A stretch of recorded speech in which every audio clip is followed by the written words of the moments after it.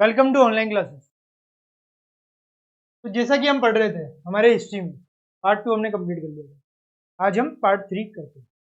चलिए देखते हैं पार्ट 3 में क्या है। पार्ट 2 में हमने ये सब देख लिया था। ये पर्शियन व्हील के बारे में देखा था, कुछ टर्म्स देखी थी। अब हम आगे आज देखेंगे। राजपुत्र के बारे में देखा था, 8th एंड 14th सेंचुरी वाला। अब देखते हैं आगे उसमें। ये सोशल एंड पॉलिटिकल ग्रुप में ही चल रहा है, new social and political group. Through out this period, जो पीरियड था 8th एंड 14th सेंचुरी, इसमें राजपूत, मराठा ये सब आ गए, सिक्स वगैरह। For the gradual clearing of forest and the extension of agriculture. जो पीरियड था ना, उस टाइम पे कई ज़्यादा एग्रीकल्चर और फॉरेस्ट की जो कटिंग हुई। A change faster and more complete in some areas than in others. तो कहीं पे तो बहुत ही ज़्यादा एग्रीकल्चर हुआ। Changes in their habitat forced many forest dwellers to migrate। और जब इस तरीके के चेंजेस आए एनवायरनमेंट में, तो जो फॉरेस्ट में जो रहते थे, जो फॉरेस्ट ड्वेलर्स थे, फॉरेस्ट में से वो अपना लाइफ जो है जीते थे, उनको अपने हैबिटेट को छोड़ के जाना था। They have to migrate from one place to another because their habitat, their position is clear right now. Others started tilling the land and became peasant. और अदर्स जो है वो कंटिन्यूसली उस पर जो है एग्रीकल्चर कर रहे थे, टिलिंग कर रहे थे, वो कि पीजेंट्स बन गए, दे आर वो जो है किसान बन गए।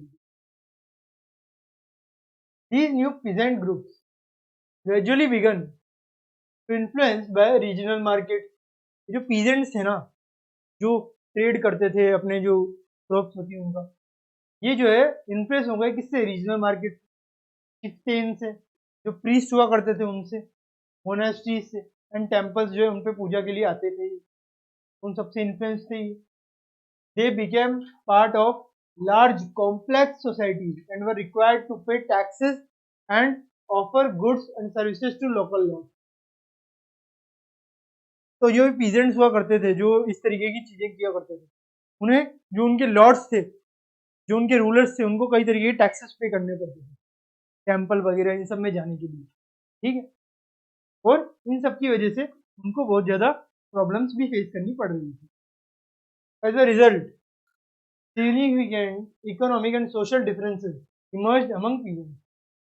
और चूंकि इकोनॉमिक और सोशली उनको दबाया जा रहा था, उनका जो है एक्सप्लॉइटेशन हो रहा था, that's why there are many differences between the group of people. Some are helping the lords and some are against the lords. Some possessed more productive land, others also kept cattle, जैसे cow, goat, buffalo, and some combined artisanal work with agricultural activity during the lean season। Some combined artisanal work with agricultural activity during the lean period। जब lean period था तब की बात चल रही है। As society became more differentiated, people were grouped into jati or subcaste and ranked on the basis of their background and their occupation। और जैसे जैसे इन सब में जो है डिवाइडेशन बढ़ता रहा, पीजेंट्स के ऊपर जो है बहुत ज्यादा टैक्सेस बढ़ा दिए गए, बहुत ज्यादा उनमें जो है शोषण हुआ, उससे कई तरीके के डिफरेंसेस हुए, और कई तरीके की उनमें पीजेंट में भी कई तरीके की कास्ट बन गई। Some are upper caste, some are lower caste. तो caste system, caste based societies का बनना जो है शुरू हो गया देखा जाए। और उनके कई तरीके के जो ऑक्यूपेशन भी हुए, इससे अगर हम देखते हैं क्या हुए, कई तरीके के ऑक्यूपेशन हुए। ठीक है, तो ये सब चीजें हुई। Ranks were not fixed permanently, क्योंकि रैंक्स थी परमानेंटली फिक्स नहीं थी, varied according to the power. अब पावर चेंज होती रहती है, तो रैंक्स जो है वो भी चेंज होती रहती है। कभी कोई कास्ट लोअर ऊपर चल जाती है, कभी ऊपर लोअर चल जाती है, तो चेंजेस होते रहते हैं। And influence and resources controlled by members of jati, and resources controlled by members of jati, resources controlled by members of jati. तो इस तरीके की चीजें जो है होने लग गई। The status of the same jati could vary from area to area. तो स्टेटस जो है जाति का, वो एरिया टू एरिया क्या हो गया, वेरी करने लग गया। कहीं पे क्या होने लग गया, ठीक है। इस एरिया में कोई एक जाति रहती है, दूसरी एरिया में कोई दूसरी जाति रहती है, तो इस तरीके से जाति सिस्टम जो है, कास्ट सिस्टम जो है आने लग गया, ठीक है। अब आगे देखिए, ये जो जातिज हैं जो फ्रेम हुई है their own rules and regulations to manage the conduct of their members, ये जो जातिज में जो कम्युनिटीज बनी है ना, इनके उन्होंने खुद ने अपने रूल्स वगैरह बना दिए। इन्होंने क्या किए, इन्होंने खुद ने अपने रूल्स बनाए, रेगुलेशंस बनाए, और अपने जो कम्युनिटीज थी उनको प्रोटेक्ट किया by some other communities. These regulations were enforced by an assembly of the elders, और जो उन कम्युनिटीज के एल्डर्स हुआ करते थे, they are the protectors of the rights of the community,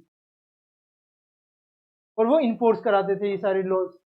described in some areas as the जाति पंचायत, तो जाति पंचायत हुआ करती थी, जिन हर एक जाति की अलग अलग तरीके की पंचायत हुआ करती थी वहां पे, ठीक है। ये हमने देख लिया। अब देखिए आगे, but jatis were also required to follow the rules of their villages, मगर जो जातिज हुआ करती थी ना, उन्हें भी अपने जो रिलीजन्स थे उनके तो रूल्स तो फॉलो करने होंगे, एल्डर्स को भी करने होंगे। Several villages were governed by chieftains, जो चीफ थे वहां के, उनसे गवर्न किए जाते थे। Together they were only one small unit of a state, अगर उन सबको जोड़ दिया जाए, अलग अलग जाति की कम्युनिटी का सबको जोड़ दिया जाए, तो वो एक स्मॉल यूनिट है किसकी, स्टेट। वो जो स्टेट है उसकी स्मॉल यूनिट है, जो अलग अलग कम्युनिटीज में बटी हुई है। यहाँ तक हमें कोई दिक्कत नहीं है, सब कुछ क्लियर है, ठीक है। यहाँ तक कोई परेशानी नहीं है। चलिए आगे चलो, यहाँ तक हमने देख लिया, अब हम आगे देखेंगे।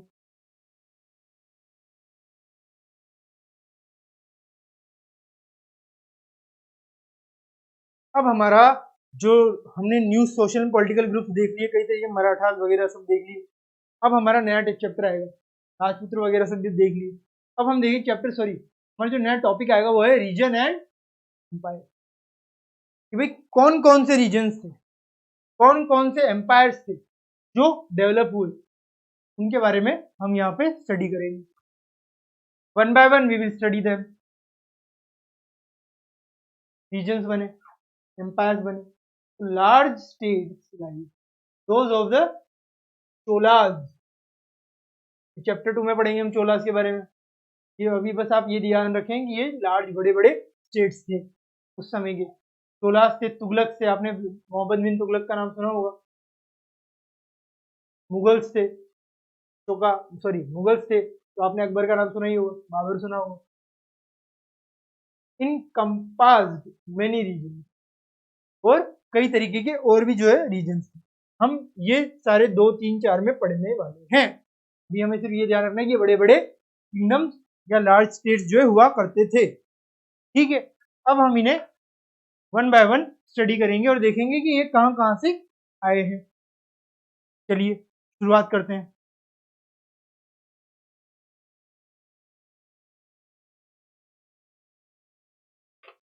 तो अगर हम इनमें देखें तो कई तरीके की चीजें हमें निकल के आती है। तो अब पहले तो लैंग्वेज की बात करते हैं। अब संस्कृत पराशती जो हम चैप्टर 2 में पढ़ेंगे, फॉर एन एग्जाम्पल ऑफ पराशती, पराशती का एग्जाम्पल है। अब प्रेजिंग, पराशती जो है, प्रेजिंग द दिल्ली सल्तनत, दिल्ली सुल्तान घियासुद्दीन बलबान 1266 से 1287 या फिर 1266 टू 1287, एक्सप्लेन दैट। तो ये जो संस्कृत का एक पराशती है जो प्रेस करता है इस बलबान को, दिल्ली सुल्तान को, वो एक्सप्लेन क्या करता है। He was the ruler of a vast empire that stretched from Bengal घोड़ा in the east to Ghazni राजना in Afghanistan in the west. वहां तक जो है ये गयासुद्दीन बलबान का जो किंगडम है वो फैला हुआ, जो स्टेट है वो फैला हुआ। And included all south India, Dravida, तो जितने भी साउथ इंडिया है ना उनको भी ये इंक्लूड कर रहा है। तो वेस्ट में कहां तक फैला हुआ है देखा आपने, बंगाल के वहां ईस्ट से जो है गाजनी जो अफगानिस्तान है वेस्ट में, वहां तक फैला है, ईस्ट टू वेस्ट, और साउथ इंडिया भी शामिल है। तो कितना बड़ा वास्ट किंगडम हो गया बलबान का, घियासुद्दीन बलबान का। आप देखिए हम पढ़ेंगे हमारे चैप्टर 2 में डिटेल में। अभी हम सिर्फ इतना ही ध्यान रखेंगे, आपको कुछ नहीं, आपको सिर्फ इतना ध्यान रखना है कि बलवान के पास एक बड़ा किंगडम था। Now we will discuss some other topics. People of different regions, घोड़ा, जैसे हमने देखा बंगाल में घोड़ा है, Andhra, Kerala, Karnataka, Maharashtra, Gujarat apparently fled before his, ये सब जो है उसकी आर्मीज के साथ में, ठीक है, इतना बड़ा किंगडम था। अब हिस्टोरियंस ये सब चीजें जो है यहाँ पे आ जाती है। अब हिस्टोरियंस जो है वो बात करते हैं, भाई क्या बात करते हैं,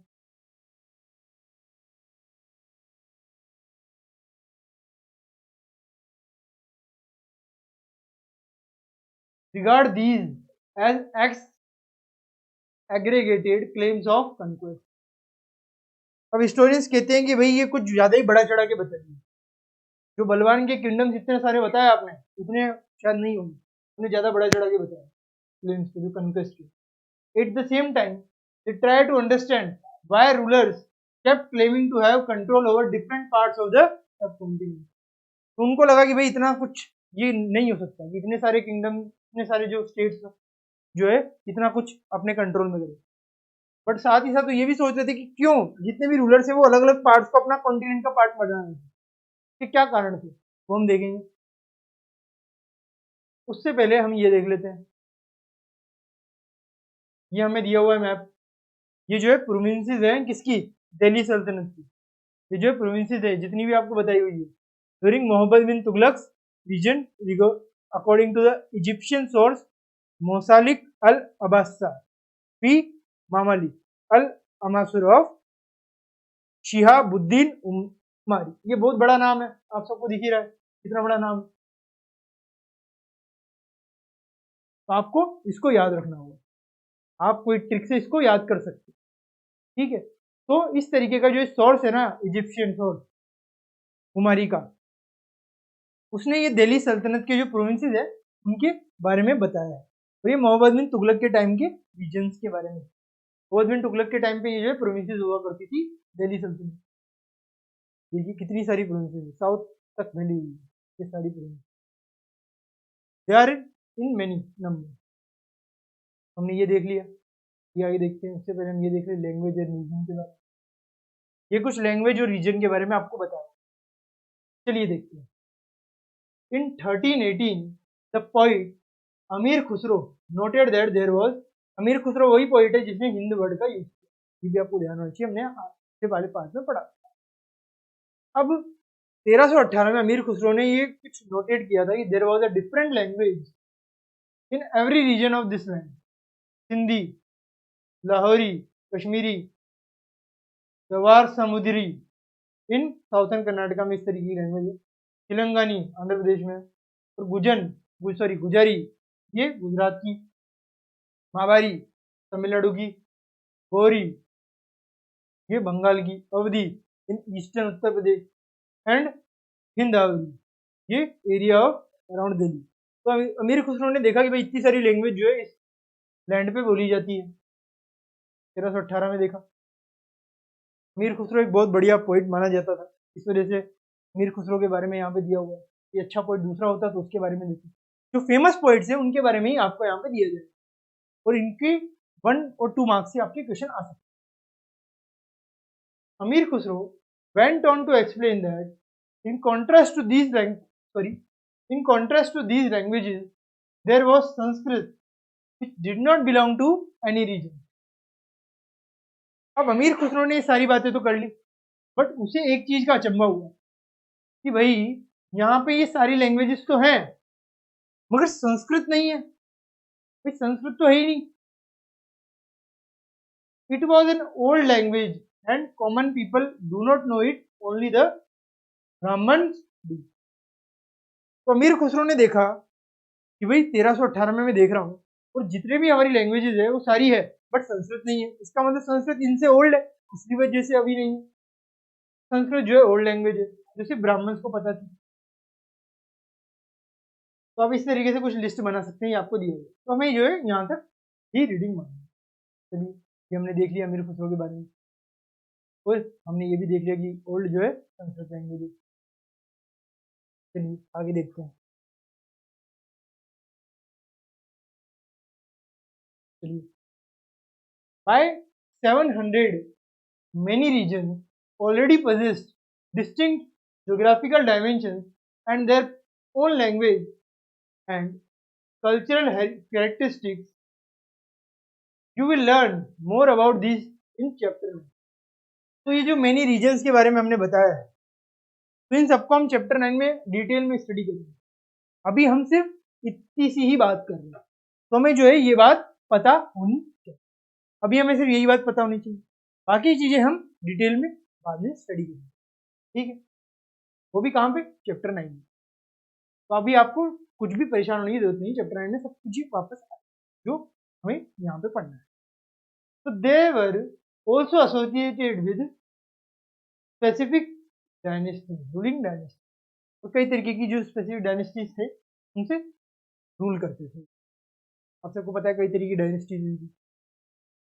there was considerable conflict between these states. अब हर कोई जो है अपनी डायनेस्टी का विस्तार करना चाहता था, लैंड का विस्तार करना चाहता था। अब लैंड का विस्तार कैसे हो, जब दूसरे देश को हराया जाए, डिफीट किया जाए, तो कॉन्फ्लिक्ट पैदा होंगे, कॉन्फ्लिक्ट्स होंगे, इनमें वॉर होगी। तो occasionally dynasties like the Cholas, Khaljis, आप सबने खलजीज, अलाउद्दीन खिलजी का नाम सुना ही होगा, आपने मूवी भी देखी होगी। तुगलक, मोहम्मद बिन तुगलक के बारे में कोई नहीं जानता। Mughals, Akbar, Babar were able to build an empire that was pan-regional, spanning diverse regions. तो इन सबने ऐसे बड़े बड़े एम्पायर बनाए ना कि वो कई दूर दूर जगहों तक फैले हुए, एक नहीं कई दूर दूर जगहों तक वो एम्पायर्स फैले हुए। ठीक है, यहां तक हो गया। चलिए आगे चलते हैं। Not all these empires were equally stable और सक्सेसफुल। अब पहले तो बड़ी बड़ी दूर तक बहुत सारी रीजन ऑक्यूपाई कर ली, मगर सक्सेसफुल नहीं होता। तो थोड़े टाइम के लिए ऑक्यूपाई कर लिए, but after that they lose their empire just because now they are not economically successful. So compare, for example, table number 1 in chapter 3 में दिया हुआ और 4 में हम देखेंगे what was the duration of rule of the खलजीज और Mughal dynasty. ये हम चैप्टर 3 और 4 में देखेंगे, खलजीज का इसके में और मुगल्स का चौथी चैप्टर। तो हमें यहाँ पे दिक्कत लेने की कोई जरूरत नहीं। कई तरीके की जो है डायनेस्टीज हुआ करती थी, हमें सिर्फ ये पता हो। 700 से भी ज्यादा ऐसे रीजन थे जो कई अलग अलग डायनेस्टीज के अंडर हुआ करते। और मेन डायनेस्टी मैंने आपको बताई दी, खलजीज, तुगलक, ये जो है मेन डायनेस्टीज हुआ करती, चोलास, खलजीज, तुगलक, मुगल। ठीक, ये आगे चलते हैं।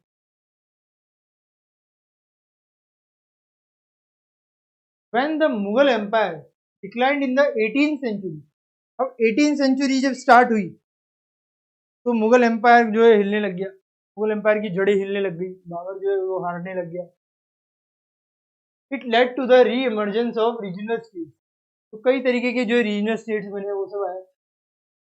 But years of imperial pan regional rule had altered the character of the region. तो उन्होंने क्या किया, रीजन्स को बदल दिया। अब दूसरे लोग अगर कोई दूसरे रीजन पे आएंगे तो अपनी जो उनकी लाइफ है, जो उनकी स्टैंडर्ड ऑफ लिविंग है, उसके अकॉर्डिंग ही वहां पे एक्टिविटीज होगी। उनका जो ओल्ड एक्टिविटीज थी वो चेंज होगा, न्यू एक्टिविटीज हो जाएगी उस रीजन। वहां की जो लैंड है वो डिफरेंटली बिहेव करेगी। तो इस तरीके से कैरेक्टर्स जो है वो चेंज होने लग गए रीजन्स की। Across most of the subcontinent the regions were left with the legacy of the बीच। तो लेगेसीज हुआ करती थी जो जीतने वाले थे उनकी, and small states that had ruled over them. तो जो लेगेसीज हुआ करती थी वो बड़े बड़े स्टेट्स थी, और उनके अंडर बहुत सारे छोटे छोटे स्टेट्स थे जिनके खुद के राजा तो थे ही, बट वो जो है टैक्सेस पे करते थे उन लेगेसीज पे, so that they can be protected by them, just like our central state things. So these was apparent in the emergence of many distinct and shared traditions. हमें यह चीजें कहीं से पे जगह पे मिलती है apparent। ठीक है, चलिए आगे। In the realms of governance, the management of the economy, allied cultures and language, ये सब हुआ करती थी वहां पे, कोई दिक्कत नहीं। चलिए आगे चलते हैं। Through the 1000 years between 750, the character of the different regions did not grow in isolation. तो आइसोलेशन में ग्रो नहीं हुए भैया, they fight. These regions felt the impact of larger pan-regional forces of integration without ever quite losing their distinctiveness. तो ये सब होता रहा, उनके एक रीजन दूसरे रीजन से लड़ा, तीसरे रीजन से लड़ा, मगर उनकी जो डिस्टिंक्टिवनेस थी, जो लैंग्वेज थी, वो प्रिजर्व होके रही। कई सारी जो लैंग्वेजेस थी वो रूलर्स चेंज होने के बाद भी नहीं बदली, क्योंकि उसकी लैंड की प्रॉपर्टीज इस तरीके की थी, if you grow in that land you have to speak that language because that is your mother tongue.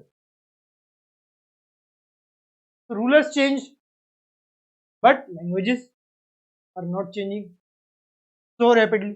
It will change, but it will change in some time.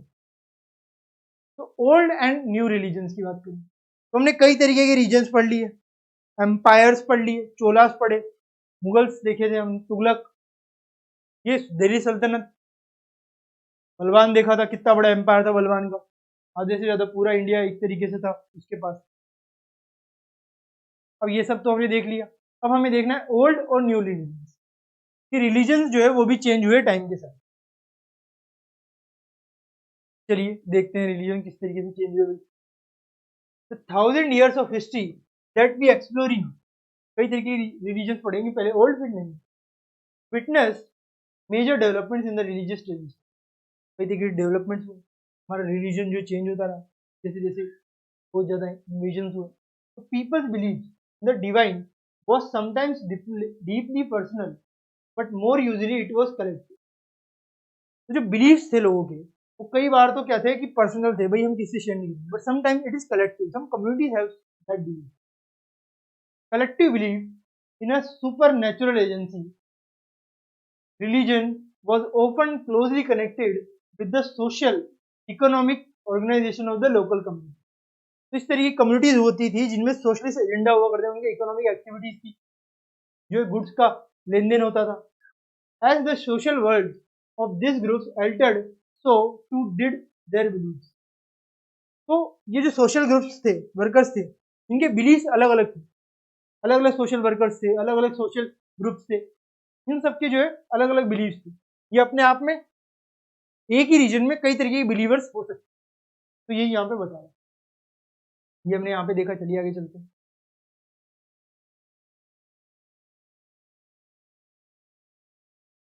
It was during this period that important changes occurred in what we call Hinduism today. तो Hinduism में कई तरीके के changes हुए day by day. These included the worship of new deities. कई तरीके की new deities है. शुरुआत में हम किसी और डेटी को वर्शिप करते थे, after that we will worship some other deity. The construction of temples कई तरीके के बने by royalty and the growing importance of Brahmanas. जो ब्राह्मण थे उनकी इंपॉर्टेंस जो है बहुत ज्यादा बढ़ गई थी. जो प्रिस्ट थे, जो पुजारी हुआ करते थे, उनकी इंपॉर्टेंस बढ़ गई. As dominant groups in society, वो जो है बहुत ज्यादा डोमिनेंट हुआ करते थे. जो रूलर्स थे वो उन्हें कई तरीके के जो है बेनिफिट्स दिया करते थे. तो ये सब हमने यहाँ पे देख लिया. अब हम कुछ संस्कृत के बारे में, टेक्स्ट के बारे में बात करेंगे, ठीक है. तो चलिए संस्कृत टेक्स्ट के बारे में कुछ बात कर लेते हैं. Their knowledge of Sanskrit text earned the Brahmanas a lot of respect in society. बिल्कुल ब्राह्मणास को जो ज्यादातर संस्कृत की नॉलेज हुआ करती है, मेरे खुसरो ने बताया था. Their dominant position was consolidated by the support of their patrons.